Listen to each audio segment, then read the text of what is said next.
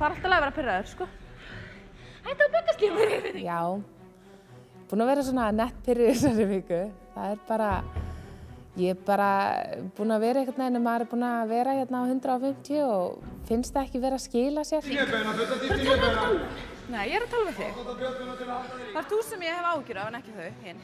Og svo þegar verður stanslaust að minna mann á það á æfingunum eins og maður sé ekki að standa sig nóg.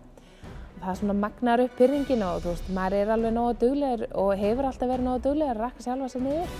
Þannig þegar það bætist ofan á þá blossar svolítið upp pirringurinn með. Já, alveg, þú veist, það er gott að vera pirraður en þú veist, þá kemur bara ákveðin í æfinguna.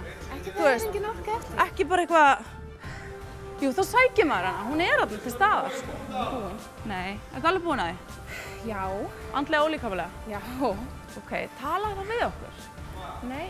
Það er betra að tala þá heldur en að vera bara út í horni að reyna að fela sig. Anna-Lísa kom hérna inn í þessa þætti ótrúlega öflug, fannst okkur miðað við þyngd. Svo fannst mér hún aðeins svona fara niður á við. Þessari viku er hún búin að eiga pínlítið erfitt og ég veit að vera út af því að það eru verðlaun í húfi og hún vill fá að hitta son sinn og ég skil það mjög vel. Og hún er búin að vera ósátt kannski pínlítið við það hvað ég er búin að vera að pressa mikið á hana en ég myndi ekki gera hana bara því að veita að hún þolir það og hún getur það. Hún getur gert meira en hún er að gera. Anna-Lísa er íþróttastelpa.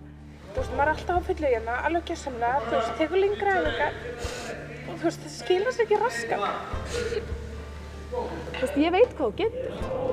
Ég sé úr hverju þú ert gerð. Þú þarft að sjá það.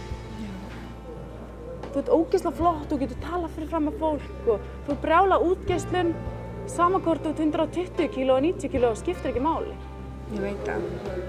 Og þegar þessi pirringur og gremja kemur upp, láttu það bara flakka og kasta í mig, mér er alveg sama. Og þá er það bara að vera búið, ekki vera að dröslast með það í heila viku. Þetta er svona viku prósess. Já, þá verður það búið á mánudaginn, eða? Já, þetta er búið morgun sko þegar við erum búin að vinna viktarina. Ok.